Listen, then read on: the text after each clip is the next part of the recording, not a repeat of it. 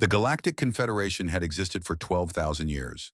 It stretched across three spiral arms of the galaxy and contained 847 member species. Every one of those species had learned the same lesson over millions of years of evolution and thousands of years of civilization. Resources were limited. Survival was difficult. Only the strong and the capable deserved to continue. This was not cruelty. This was simple logic. This was the way the universe worked. When humanity made first contact with the Confederation, the galaxy watched with mild interest. Humans were not particularly impressive. They came from a harsh world with extreme gravity, violent weather, and dangerous predators. But many species came from such worlds. They had developed technology at a reasonable pace, but nothing exceptional. They had spread to their moon and to the red planet next to their world, but they had not yet discovered faster than light travel on their own. The Confederation decided to invite them as probationary members. It was a common arrangement. Young species would be given access to basic galactic technology in exchange for following Confederation rules. Most species accepted eagerly. The benefits were enormous. Advanced medicine, clean energy, the secrets of traveling between stars. Humanity accepted. Ambassador Wei Chen presented Earth's application to the Central Assembly on a bright day in the galactic capital. She was a small woman in her 60s with gray hair and sharp eyes. She moved through the massive hall in a wheelchair, her legs paralyzed from a childhood illness called polio. Many of the alien delegates stared at her with confusion. Some stared with what might have been disgust. The application process was long and detailed. Earth submitted economic data, population statistics, technological assessments, and cultural surveys. The Confederation bureaucracy processed everything with mechanical efficiency. For 3 months, everything proceeded normally. Then came the medical audit. The Central Wellness Committee was responsible for ensuring that all member species maintained proper biological standards. This was considered one of the most important functions of the Confederation. Weak individuals consumed resources. Defective individuals slowed progress. Every advanced species understood that civilization required difficult choices. The committee reviewed Earth's population data and immediately flagged several concerns. Humans maintained approximately 15% of their population in what the committee classified as suboptimal biological status. This included individuals with physical disabilities, cognitive differences, chronic illnesses, genetic conditions, and age-related decline. The numbers were staggering by galactic standards. Billions of humans who would have been humanely terminated at birth or diagnosis on any civilized world were instead being kept alive. Kept alive, and more than that, being educated, being employed, being treated as full members of society. The committee requested clarification. Surely there was an error in the data. Surely humans practiced some form of biological optimization that the survey had missed. Ambassador Chen responded personally. There was no error. Humans did not practice biological optimization. Humans did not euthanize their disabled, their sick, their elderly, or their different. Humans believed that every person had value regardless of their physical or mental condition. The committee was stunned. They called an emergency session. Senior Wellness Director Krath, a tall insectoid being with clicking mandibles and cold compound eyes, led the review. He had served on the committee for 200 years. He had overseen the integration of dozens of species into the Confederation. He had never encountered anything like this. The humans appear to be suffering from a collective delusion, he reported to the Assembly. They have convinced themselves that biological defectives have equal worth to optimal specimens. This is not merely inefficient, it is dangerous. Such thinking, if allowed to spread, could destabilize the fundamental principles of galactic civilization. The Assembly debated for 6 hours. Some delegates argued for patience. Humans were young. They would learn. Others argued for immediate expulsion. Such a contaminated species could not be allowed to interact with proper civilizations. In the end, they reached a compromise. Directive 7791 was approved by a vote of 847 to 1. Earth's single dissenting vote was noted in the record as a formality. The directive gave humanity 1 solar year to comply with standard biological optimization protocols. All humans in suboptimal biological status would be humanely euthanized. All future births showing genetic defects would be terminated. Earth would establish proper screening facilities and termination centers. Confederation medical teams would assist with the transition. If Earth refused, it would face severe sanctions, trade restrictions, technology embargoes, possible military intervention. Ambassador Chen received the directive in her private quarters. She read it 3 times to make sure she understood. Then she requested an audience with the Assembly to ask for clarification. Senior Director Krath agreed to meet with her. "I want to be certain I understand," Chen said. Her voice was calm and steady. "This directive requires us to kill every human being with a disability, chronic illness, or genetic condition." "Not kill," Krath corrected. "Optimize. The process is painless and dignified. Your people will not suffer." "How many people are we talking about?" Krath consulted his datapad. "Approximately 1.2 billion humans currently fall under the optimization criteria. Additionally, your screening protocols will need to address approximately 50 million births per year that would otherwise result in suboptimal individuals." Chen was quiet for a long moment. "Director Krath, I myself have a disability. I cannot walk. Under this directive, what would happen to me?" Krath looked at her wheelchair. He had wondered about this since their first meeting. "You would be among the first optimized, Ambassador. As a representative of your species, it would be important to demonstrate Earth's commitment to proper standards." "I see. I understand this may be difficult to accept," Krath said. "Many young species struggle with these concepts at first, but you must understand that this is for the greater good. Your disabled individuals consume resources that could support productive members of society. They slow your species' development. They weaken your genetic pool. By removing them, you strengthen humanity as a whole. And if we refuse, then you will face the consequences. No species has ever successfully defied a Confederation directive. You are young and weak. We are old and powerful. The mathematics are simple." Ambassador Chen nodded slowly. "Thank you for the clarification, Director. I will transmit this information to my government." "I am confident they will make the right choice," Krath said. "All species do, in the end." The directive reached Earth on a Tuesday morning. Within hours, it had leaked to the global press. Within days, every human being on the planet knew what the Galactic Confederation was demanding. The reaction was not what the Confederation expected. There was anger. There was outrage. There was fear. But underneath all of that, there was something else. Something that the Confederation's models had not predicted. There was unity. Humans had spent their entire history divided. Nations against nations. Religions against religions.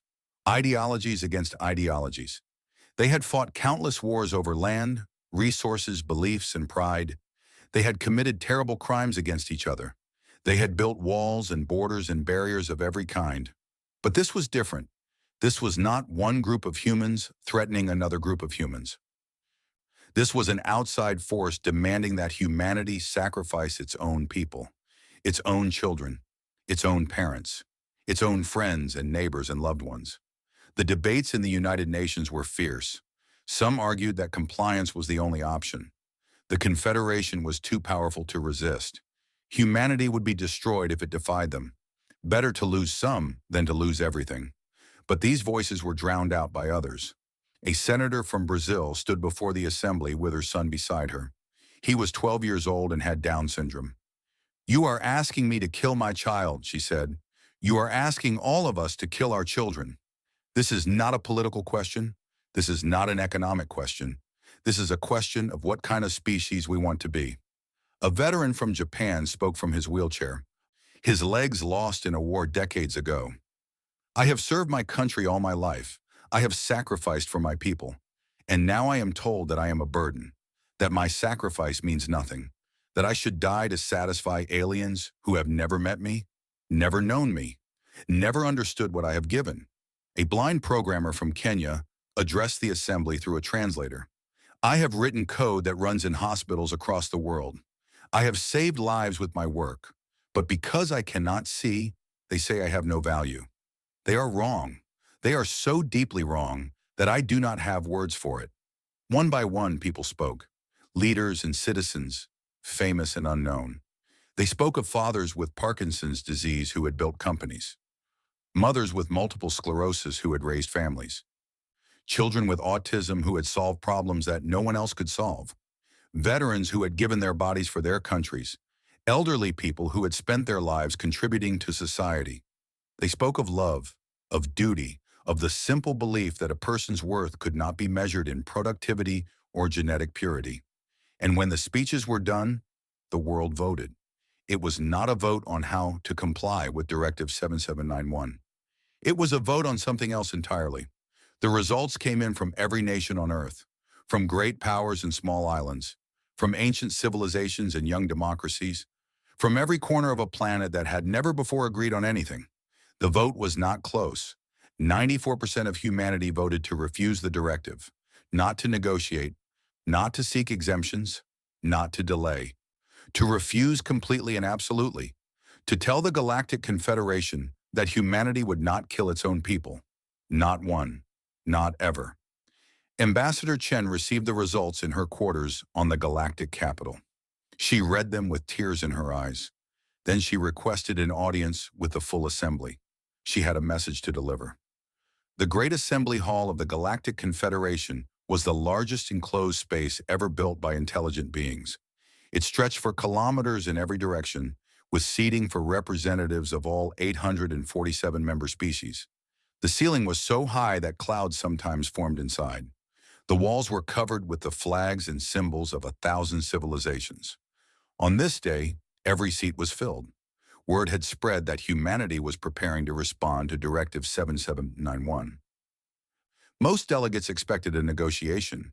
Perhaps the humans would ask for more time. Perhaps they would request exemptions for certain categories of defectives. Perhaps they would propose a gradual implementation schedule. These were the normal responses. Every species went through this process. Every species eventually complied. Ambassador Wei Chen entered the hall through the main doors. She moved slowly in her wheelchair, pushing herself forward with steady hands. She had refused the Confederation's offer of a hovering mobility device. She wanted them to see her as she was. Behind her walked a delegation of 50 humans. They had been chosen carefully. Each one of them would have been subject to termination under Directive 7791. There was a young man with no arms who had learned to paint with his feet and mouth. His paintings hung in museums on 3 continents. There was an elderly woman with severe Parkinson's disease who had won the Nobel Prize for her work in physics. There was a teenage girl who was deaf and blind, but had learned to communicate through touch and had written poetry that made millions weep. There was a soldier who had lost both legs in combat and now coached wheelchair basketball. There was a scientist with severe autism who had solved mathematical problems that had stumped researchers for centuries. There was a grandmother with dementia who had spent her life as a surgeon, saving thousands of lives before her mind began to fade. 50 people, 50 lives that the Confederation had voted to end.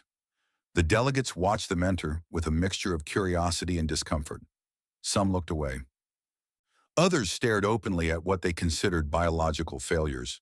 A few whispered to each other in languages that the human translators could not understand.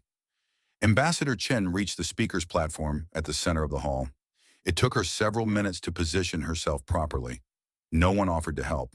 She did not ask for help. When she was ready, she activated the translation system. Her words would be heard by every being in the hall, converted instantly into 847 languages. Members of the Galactic Confederation, she began, I am Ambassador Wei Chen of Earth. I have come to deliver humanity's response to Directive 7791. The hall fell silent. Even the background hum of alien conversation stopped. 3 months ago, you voted to demand that we kill 1.2 billion of our people. You voted to demand that we murder our children, our parents, our friends, and our neighbors. You voted to demand that we become like you. She paused to let the translation catch up. We have considered your demand carefully. We have debated it in our governments, in our homes, in our places of worship. Every human being was given the opportunity to speak. Every voice was counted. Senior Director Krath leaned forward in his seat. He had prepared a response for whatever compromise the humans proposed. He was confident that they would find common ground. Our answer is no. A ripple of confusion passed through the hall. Several delegates checked their translation devices, certain that they had misheard. We will not kill our disabled. We will not terminate our sick. We will not eliminate our elderly or our different. Not one. Not ever. The confusion turned to shock. This was not how young species behaved. This was not how the universe worked. Furthermore, Chen continued, humanity formally withdraws from the Galactic Confederation, effective immediately. We renounce all benefits of membership. We reject all obligations of membership. We will return to our solar system, and we will have nothing more to do with you. Now the shock turned to something else. Something like fear. In 12,000 years, no species had ever voluntarily left the Confederation. The very concept was almost impossible to process. Senior Director Krath rose from his seat. Ambassador Chen, I must advise you that this is a serious error. Your species cannot survive without Confederation support. You have no faster-than-light technology. You have no advanced weapons. You are alone in a hostile galaxy. Chen looked at him calmly. We are aware of the risks. You will be isolated, vulnerable. Any hostile species could destroy you. Perhaps, but we will die as ourselves. We will not become what you are. And what are we, Ambassador? Chen did not hesitate. You are murderers. You kill your own children because they are not perfect. You discard your own people because they are not productive. You have built a civilization on a foundation of corpses, and you call it progress. The hall erupted in noise. Dozens of species shouted in outrage. Some called for Chen's immediate arrest. Others demanded that Earth be made an example. But Chen was not finished. I want to read some names, she said, her voice cutting through the chaos. These are humans who would have been killed under your directive. She pulled out a paper document, old-fashioned, physical, something that could not be deleted or edited or erased. Stephen Hawking, physicist, paralyzed from motor neuron disease at age 21. He went on to revolutionize our understanding of the universe. Under your system, he would have been terminated. Helen Keller, author and activist, deaf and blind from childhood illness. She learned to communicate and inspired millions. Under your system, she would have been terminated. Franklin Roosevelt, president of a great nation, paralyzed from polio, like me. He led his country through its greatest war. Under your system, he would have been terminated. She continued reading, name after name, scientists and artists, leaders and teachers, parents and children. Hundreds of names, then thousands. I could read names for the rest of my life and not finish, she said finally. Every one of these people had value. Every one of them contributed something to humanity. Every one of them was loved. She looked up at the silent assembly. You asked us to choose between our people and your technology. You thought the choice would be difficult. It was not. It was the easiest decision in human history. She folded the paper and placed it in her lap. We are leaving now. Do not contact us. Do not visit us. Do not send your ships to our solar system. You have made clear what you think of us. We have made clear what we think of you. She began to turn her wheelchair toward the exit. One more thing, she said, stopping. Behind me are 50 of the people you voted to kill. Look at them. Remember their faces. Remember that you looked at them and saw nothing worth saving. She gestured, and the 50 members of her delegation stepped forward. They stood in a line, facing the assembly. The painter with no arms. The physicist with trembling hands. The poet who could not see or hear. The soldier with mechanical legs. The mathematician who struggled with eye contact. The grandmother whose memories were fading. These are our people, Chen said. They are not defective. They are not burdens. They are human beings, and we will never abandon them. The delegation turned and walked out of the hall. Ambassador Chen went last, pushing her wheelchair slowly toward the doors. No one tried to stop them. In the silence that followed, Senior Director Krath remained standing. He had prepared arguments, threats, incentives. He had been so certain that humans would comply. Every species complied. The mathematics were simple, but humans had not done the mathematics. They had done something else entirely. Krath sat down heavily. Around him, delegates were already beginning to debate next steps. Sanctions, blockades, perhaps even military action. Earth must be made to understand its place in the galaxy. But beneath the anger and the bluster, something else was stirring. Something that would take years to fully emerge. Doubt. For the first time in 12,000 years, a species had looked at the Confederation's most fundamental principle and said no. Not because they were too primitive to understand, not because they were too weak to comply, but because they believed, truly and deeply believed, that the principle was wrong. And some of the delegates, in the quiet corners of their minds, had begun to wonder if perhaps the humans had a point. The journey back to Earth took 3 months. Ambassador Chen used the time to prepare her people for what was coming. Isolation, hardship, possibly war. But she also prepared them for something else. Hope. If humanity could stand alone against the entire galaxy and refuse to compromise its values, then perhaps there was nothing it could not do. Perhaps the very qualities that the Confederation despised, the stubbornness, the compassion, the refusal to abandon the weak, perhaps these were not weaknesses at all. Perhaps they were humanity's greatest strengths. When the ship finally entered Earth's solar system, Chen looked out the viewport at the small blue planet that was now alone in the universe. "We are coming home," she said softly, "and we are bringing all of our people with us." Behind her, the 50 members of her delegation gathered to watch their world grow larger in the viewport. The painter, the physicist, the poet, the soldier, the mathematician, the grandmother, all of them alive, all of them valued, all of them home. The first year was the hardest.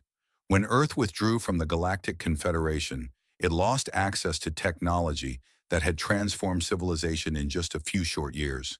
The advanced medical treatments disappeared.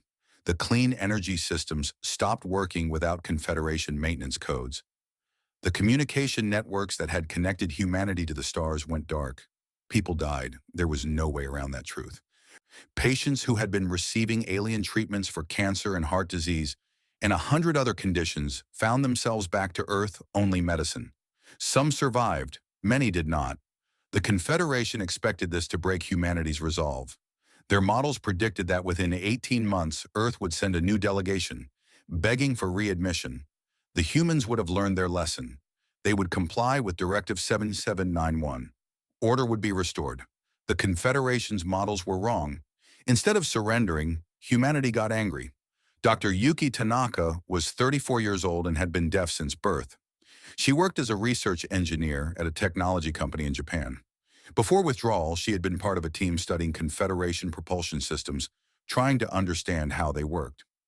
After withdrawal, she was given a new assignment: build an engine that could travel faster than light, from scratch, with no Confederation help. Most experts said it was impossible. The physics were too complex. The engineering was too advanced. Humanity was centuries away from developing such technology on its own.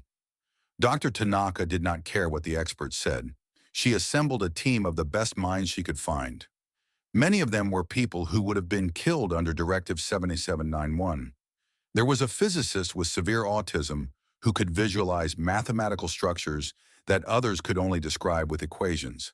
There was an engineer with cerebral palsy whose hands shook constantly, but whose mind could solve problems that stumped artificial intelligence systems. There was a programmer who was blind and had developed new ways of coding by sound that proved more efficient than visual methods. They worked for 3 years. They failed hundreds of times. They ran out of funding twice and had to beg for more. They were mocked by colleagues who called the project a fantasy. Then on a cold morning in March, they tested their first prototype. It worked. The engine was crude by Confederation standards. It was slow and inefficient and required enormous amounts of energy. But it moved faster than light. Humanity had done the impossible. Dr. Tanaka became a hero. Her face was on magazines and news programs around the world.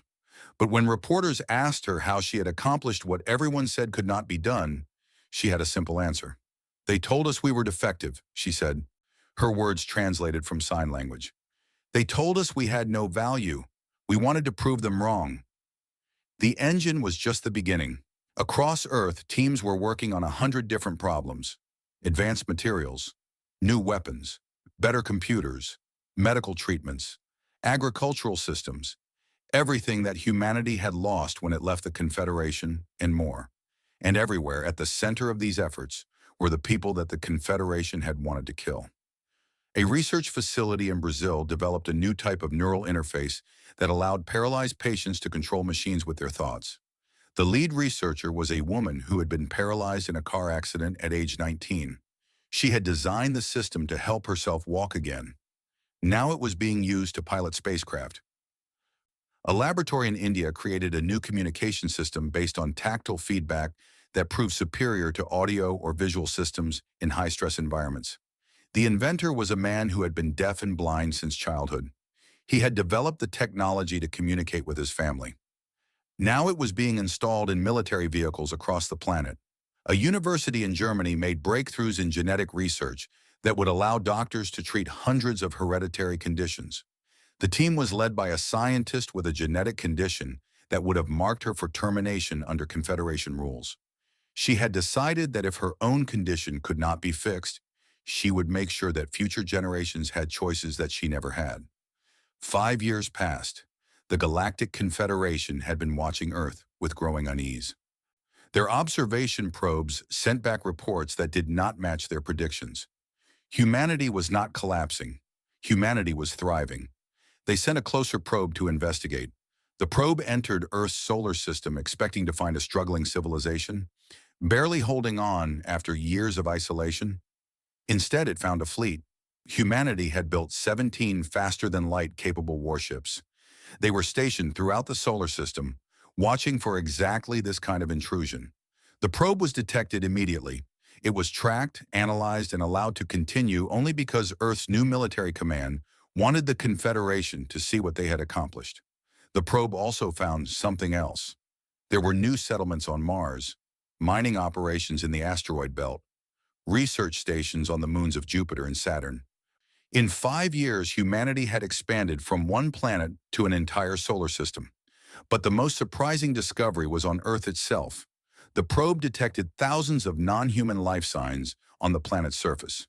At first, the Confederation analysts assumed this was an error. What aliens would be living on Earth? Then they understood. They were refugees. Not all species accepted the Confederation's biological optimization policies without question. On some worlds, there were those who resisted, parents who tried to hide their disabled children, doctors who refused to perform terminations, activists who spoke out against the system. These people were criminals under Confederation law. They faced imprisonment, exile, or death. Some of them escaped. For thousands of years, they had nowhere to go. The Confederation controlled the galaxy. There was no place to hide. Those who fled were eventually caught, and their punishment served as a warning to others. But now there was Earth. Word had spread through the underground networks that connected resistance movements across the galaxy. A species called humanity had rejected Directive 7791. They had refused to kill their disabled. They had left the Confederation rather than comply. And they were accepting refugees. The first ship arrived 8 months after Earth's withdrawal. It was a small transport carrying 37 members of a species called the Velith. Among them were 12 children with genetic conditions that marked them for termination. Their parents had stolen the ship and fled, hoping to find sanctuary. Earth welcomed them. Over the next 5 years, more ships came. Hundreds of them. Thousands of refugees from dozens of species. All of them were people who had been marked for death by their own civilizations. All of them found a home on Earth. A colony was established in Australia, where the climate was suitable for several species. Another was built in northern Canada.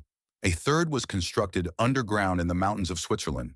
Humans and aliens worked together, learning from each other, building a new kind of society. It was not always easy. There were misunderstandings and conflicts. Some humans resented the alien presence. Some aliens struggled to adapt to Earth's harsh conditions.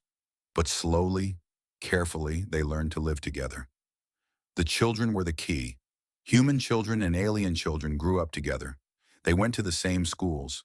They played the same games. They learned each other's languages and customs and ways of thinking. For them, the differences that seemed so important to their parents faded into the background. A friend was a friend, whether they had 2 legs or 4, whether they could see or hear or neither. Dr. Tanaka visited one of these schools on the 5th anniversary of Earth's withdrawal. She watched as a deaf human girl taught sign language to a group of alien children whose species communicated through color changes in their skin. She watched as a blind alien boy helped a human classmate navigate the playground using echolocation. She wept. "This is what they wanted to destroy," she said to her colleague. "This is what they called defective." Her colleague, a Velith scientist who had fled with the first refugee ship, placed a clawed hand on her shoulder. "On my world, I was told that my daughter's condition made her worthless, that she would never contribute anything to society, that she was a burden. And now she is learning to be a doctor. She wants to help others like herself. She has more value than 1,000 Confederation directors." 6 years after withdrawal, the observation probe returned to Confederation space with its report. Senior Director Krath reviewed the data with growing alarm. Humanity had not collapsed. Humanity had grown stronger, and now they were gathering other species around them, building something that looked disturbingly like an alternative to the Confederation itself. He presented the information to the assembly. "We underestimated them," he said. "We assumed they would fail without us. Instead, they have succeeded beyond our predictions." "What do you recommend?" asked the assembly speaker. Krath considered the question carefully. Part of him wanted to recommend immediate military action. Crush the humans before they became a real threat. Destroy their fleet, occupy their planet, force compliance with Directive 7791. But another part of him remembered Ambassador Chen's speech. He remembered the 50 humans who had stood before the assembly. He remembered looking at them and seeing defectives, and he wondered now if perhaps he had been looking at the wrong thing. "I recommend continued observation," he said finally. "We should watch and wait. Learn what we can. They are still a young species. There is time." The assembly agreed, and so the Confederation watched as humanity continued to grow. They watched as the fleet expanded. They watched as the refugee population increased. They watched as Earth transformed from an isolated planet into the center of something new. Something that did not require you to kill your children to join. Something that valued every life, regardless of ability.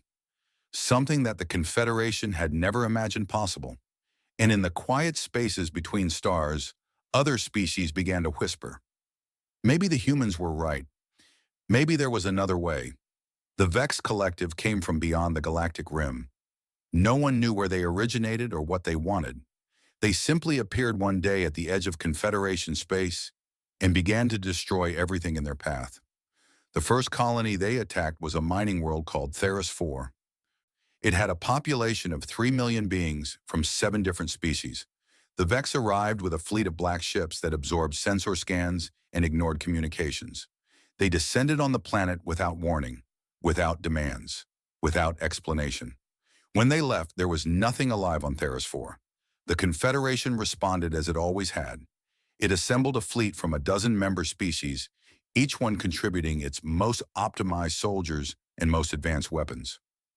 The combined force was the largest military operation in Confederation history. They were confident that this unknown enemy would learn to respect the power of galactic civilization. The battle lasted 6 hours. When it was over, the Confederation fleet was destroyed. 92% casualties. The survivors reported that their tactics had been useless. Every maneuver they attempted, the Vex had anticipated. Every strategy they employed, the Vex had countered. It was as if the enemy knew exactly what they would do before they did it. In a way, they did. The Confederation had spent 12,000 years optimizing its member species. Each one had been carefully engineered for specific functions. Some were bred for combat, others were bred for engineering, still others were bred for command. The system was incredibly efficient. It was also incredibly predictable. The Vex had studied Confederation battle tactics for decades before launching their attack. They had learned every pattern, every doctrine, every response. They knew what the optimized soldiers would do because the optimized soldiers could only do what they had been designed to do. Flexibility, creativity, improvisation. These qualities had been bred out of them long ago. The Confederation was fighting a war against an enemy that had already solved them. Over the next 2 years, the Vex advanced steadily toward the galactic core. World after world fell before them. The Confederation tried everything. New weapons, new formations, new commanders. Nothing worked. The Vex adapted to every change within hours. The optimized soldiers followed their programming, and their programming led them to death. Senior Director Krath watched the war unfold with growing horror. He had spent his entire career believing in the superiority of biological optimization. Now he was watching that belief crumble. The Vex did not distinguish between the optimal and the defective. They killed everyone equally. The strongest warriors died beside the weakest civilians. The most perfect genetic specimens burned alongside those who would have been terminated at birth. In death, there was no difference. After 2 years of defeat, the Confederation Council made a decision that would have been unthinkable just months before. They voted to send a diplomatic mission to Earth. The vote was closer than anyone expected. Many delegates still believed that humanity was beneath them. Others feared that asking for help would be an admission of failure. But in the end, survival overcame pride. A small ship was dispatched to the Sol system. It was intercepted at the edge of human-controlled space by 3 Earth warships. The Confederation envoy, a diplomat named Threll, requested permission to approach. After a tense negotiation, he was escorted to Earth under heavy guard. 20 years had passed since Ambassador Chen's speech to the Assembly. Threll had watched recordings of that speech many times during his journey. He had studied humanity, trying to understand these strange beings who valued their defectives. He still did not fully understand, but he was beginning to suspect that his confusion was the problem, not theirs. He was brought to a building in a city called Geneva. It was the headquarters of something called the Sol Alliance, a government that now represented not just humanity, but dozens of refugee species from across the galaxy. The new ambassador was waiting for him. Her name was Lin Chen. She was the daughter of Wei Chen, who had died peacefully in her sleep 5 years earlier.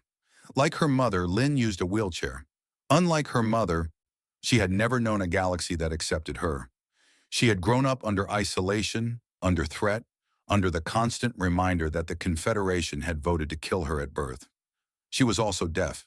She communicated through sign language, her words translated in real time by a device that hung around her neck. Threll bowed respectfully. "Ambassador Chen, thank you for receiving me." Lin studied him for a long moment before responding. "You killed my grandmother," she said. "Did you know that?" Threll blinked. "I'm sorry." "My grandmother, my mother's mother. She needed Confederation medical treatment for a heart condition. When you withdrew access to that technology, she died within 6 months. She was one of thousands." Threll did not know what to say. He had never considered that the withdrawal of technology might have killed people. He had assumed that humans would simply comply with the directive before that became necessary. I am sorry for your loss," he managed. "Are you? Or are you just sorry that you need something from us now?" Threll decided that honesty was his only option. "Both. I am genuinely sorry for the death of your grandmother. I am also here because the Confederation needs your help." Lin nodded slowly. "Tell me about the Vex." Threll told her everything. The attacks, the defeats, the millions dead, the worlds destroyed. He held nothing back, because there was nothing left to hide. The mighty Galactic Confederation, ruler of 800 species and countless star systems, was losing a war it did not know how to fight. "You optimized yourselves for efficiency," Lin said when he finished. "You bred out everything that made you unpredictable, and now you're fighting an enemy that can predict everything you do." "Yes. And you want us to help you." "Yes." Lin was quiet for a long time. Threll watched her face, trying to read her expression, but he could not understand human expressions well enough to know what she was thinking. Finally, she spoke. 20 years ago, you voted to kill everyone like me. You looked at my mother and saw something that needed to be eliminated. You looked at a billion human beings and decided we were defective. I know. You called us inefficient, burdens, waste of resources. I know. And now you come to us for help." "Yes." Lin leaned forward in her wheelchair. Her eyes were hard as stone. "Why should we help those who voted for our deaths?" Threll had prepared for this question. He had a list of arguments, strategic benefits, resource sharing, common enemies. He had practiced the speech 100 times on the journey to Earth. But looking at Lin Chen, at this woman who communicated with her hands because she could not hear, at this leader who moved through the world in a chair because she could not walk, at this person who his people had declared unfit to live. All of his prepared arguments seemed hollow. "I have no good answer," he said finally. "By your standards, by any fair standards, we do not deserve your help. We tried to kill you. We would have killed you if you had not stopped us. There is no justification for what we did, and there is no reason why you should save us now." He paused, gathering his thoughts. "But I can tell you what I saw on the journey here. I saw a fleet of ships crewed by people my civilization would have terminated at birth. I saw a planet where humans and aliens lived together as equals. I saw children playing in the streets who would be dead if the Confederation had its way. And what did that tell you? That we were wrong. That we have always been wrong. That the universe is larger and stranger and more beautiful than our optimization protocols could ever imagine." He looked directly at her. "You asked why you should help us. I cannot give you a reason. I can only tell you that if you do not help us, billions will die. Not the soldiers who voted for your extermination, not the directors who designed Directive 7791. Civilians, children, families. People who never had a choice in how their governments treated you." Lynn was silent again. "The refugees," she said finally, "the ones who escaped to Earth. Tell me about them." Threll nodded. "They are criminals under Confederation law. They defied biological optimization. They hid their defective children. They refused to comply." "They are heroes," Lynn said. "Every one of them risked everything to save their families. They are the best of your civilization." "Yes, I see that now." "And there are more like them? Still in Confederation space? Still hiding?" "Millions, probably. The resistance has always been larger than we admitted. Parents who love their children more than they fear the law." Lynn nodded slowly. Something shifted in her expression. The hardness did not disappear, but it was joined by something else. Something that looked almost like compassion. "I need to consult with my people," she said, "with the Alliance Council, with the refugee communities. This is not a decision I can make alone." Threll bowed. "I understand. How long?" "3 weeks. You will wait here as our guest. You will be treated well, and when we have decided, you will carry our answer back to the Confederation." "Thank you, Ambassador." Lynn turned her wheelchair toward the door, then stopped. "My mother used to tell me a story," she said, "about the day she addressed the assembly. She said that when she read those names, the names of all the people who would have been killed, she looked at the delegates and tried to find even one who understood, one person who saw what she saw. Did she find anyone?" Lynn looked back at him. "She said she thought she saw doubt in one face. Just one, out of 847. She never knew who it was, but she believed that person was still out there somewhere, questioning everything they had been taught." She left without another word. Threll stood alone in the conference room for a long time, thinking about doubt and wondering if Ambassador Chen had been looking at him. The debate lasted 18 days. In council chambers and public forums across the Sol Alliance, humans and refugees argued about what to do with the Confederation's request. The discussions were fierce, passionate, and often painful. 20 years of anger and grief poured out in words that could not be taken back. Many spoke in favor of refusing. "Let them burn," said a human veteran who had lost his legs defending Earth's borders. "They voted to kill us. They tried to isolate us. They would have destroyed us if they could. Now they come begging for help? I say we give them nothing." Others agreed. The Velith refugees remembered their families murdered by optimization squads.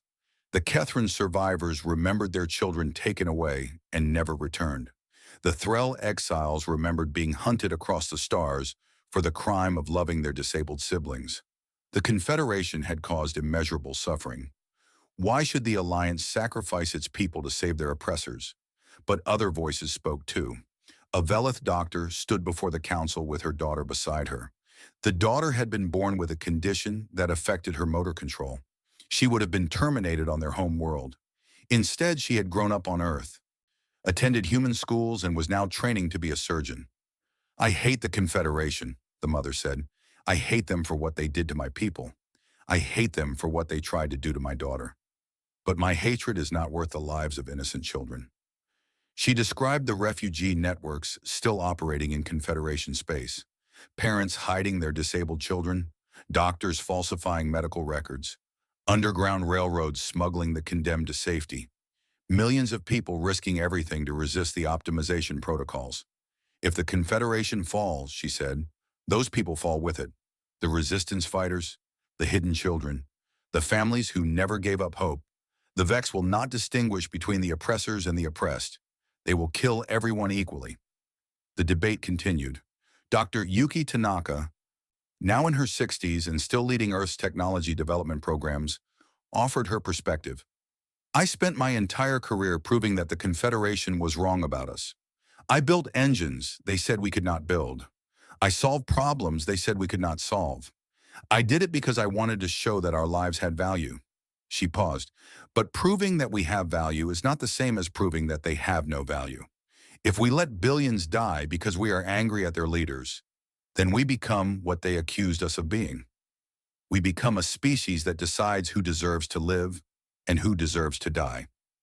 The words hung in the air. We left the Confederation because we refused to choose who was worthy of life. If we abandon them now, we are making exactly that choice. We are just choosing differently. Not everyone was convinced. The arguments went back and forth, day after day. Old wounds were reopened. New divisions emerged. At times, it seemed like the alliance itself might fracture over the question. Then the testimonies began.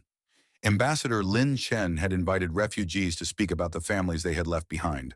One by one, they came forward to tell their stories. A Kethran male spoke of his brother who could not escape. His brother had a genetic condition that marked him for termination, but he had managed to hide for 30 years, protected by a network of sympathizers. Now that network was in the path of the Vex advance. If the Confederation fell, his brother would die, not because of optimization, but because of war. A human woman who had grown up in one of the refugee colonies spoke of her Velith childhood friend. They had learned each other's languages, played together, dreamed together about a future where everyone was accepted. Her friend's parents had been killed in a Vex attack 3 months ago. Her friend was now orphaned, alone, and terrified. Story after story, brother and sister, parent and child, friend and neighbor. People who had never participated in the Confederation's cruelty, who had resisted it in small ways, who were now facing extinction because of forces beyond their control. The vote came on the 18th day. It was not unanimous. It was not even close to unanimous, but it passed. The sole alliance would help the Confederation defend against the Vex, not for the directors who had designed Directive 7791, not for the soldiers who had enforced it, not for the politicians who had supported it, for the children who would otherwise die, for the families who had never stopped loving their imperfect members, for the resistance fighters who had risked everything to save the condemned, for the simple belief that choosing who deserved to live was not humanity's right. The Alliance fleet departed 3 days later. It was a strange armada, human ships with crews that included individuals the Confederation would have terminated at birth. Velith cruisers with Kethran navigators and Threll engineers. Vessels designed by blind programmers, commanded by deaf admirals, maintained by technicians with conditions that every Confederation world had tried to eliminate. Admiral Yuki Tanaka led the fleet. She was 73 years old now, too old for combat by any reasonable standard. But she had built humanity's first faster-than-light engine, and she had helped design every ship in the fleet. When the Council had asked her to lead the mission, she had accepted without hesitation. The fleet emerged from hyperspace at the edge of the battle zone to find chaos. The Confederation forces were in full retreat. Their optimized tactics had failed again. Their genetically perfect soldiers were dying by the thousands. The Vex advanced steadily, their black ships cutting through the Confederation lines like knives through paper. Admiral Tanaka assessed the situation through her neural interface, a technology she had helped develop decades ago, a technology born from a paralyzed woman's desire to walk. All ships, engage at will, she ordered. No predetermined patterns. Trust your instincts. Adapt to what you see. The Alliance fleet moved into battle. They fought differently than the Confederation forces. They were not optimized. They were not predictable. They did not follow doctrine or programming or genetic imperatives. Each ship, each crew, each individual made decisions based on their own judgment, their own creativity, their own unique perspective. The Vex had never encountered an enemy like this. Their predictions failed. Their counters came too late. Their analysis could not keep up with opponents who refused to behave according to any pattern. The Alliance fleet moved through the battle like water, shifting and flowing, never staying in one place long enough to be pinned down.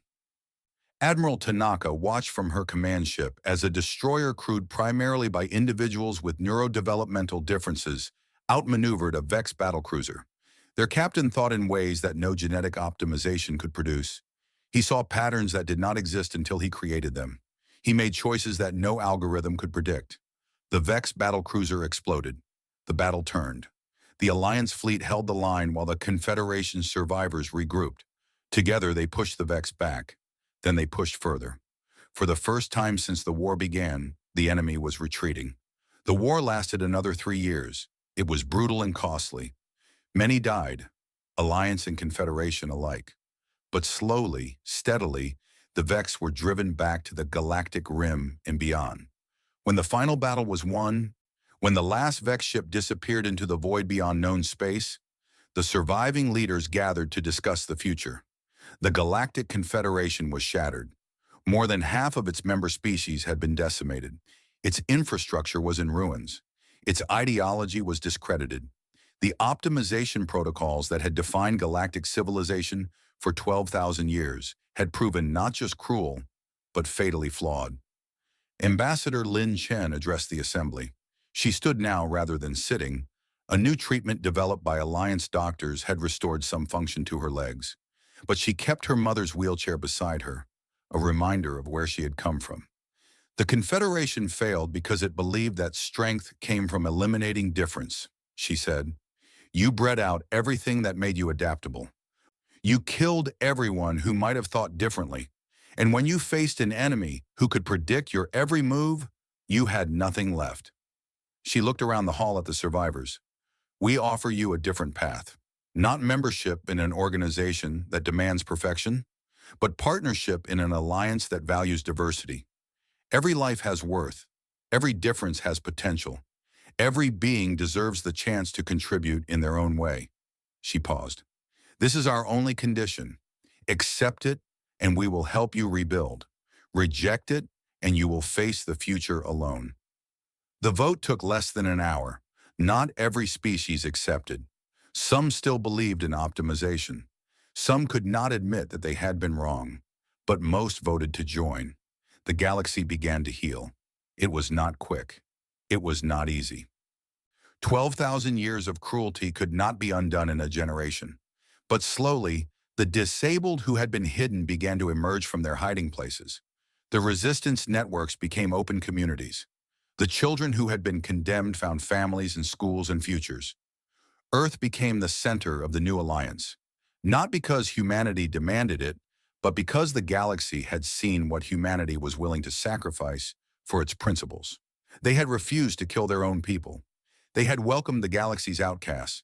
They had come to save their enemies when they could have watched them burn. Ambassador Lin Chen served for 20 more years before retiring. On her last day in office, she dedicated a new museum in Geneva. It contained 2 artifacts from the early days of the Alliance. The first was her mother's wheelchair, the chair that Wei Chen had used when she addressed the assembly, when she told the galaxy that humanity would not comply with Directive 7791. The second was a pair of translation gloves that Lin herself had worn, gloves that had converted her sign language into spoken words for 20 years of diplomacy. A plaque beneath them read simply, "We chose to leave, then we chose to return. Both times we chose life." Outside the museum, children played in the afternoon sun. Human children and alien children. Children who could see and children who could not. Children who could hear and children who could not. Children who walked and children who rolled, and children who moved in ways that no species had ever imagined. All of them alive. All of them valued. All of them proof that the Confederation had been wrong and that a universe built on compassion was stronger than one built on cruelty. In the far reaches of space, beyond the galactic rim, the Vex waited. Perhaps they would return someday. Perhaps another enemy would emerge. The future was uncertain, as futures always are. But the Alliance was ready, not because they were perfect, because they were not.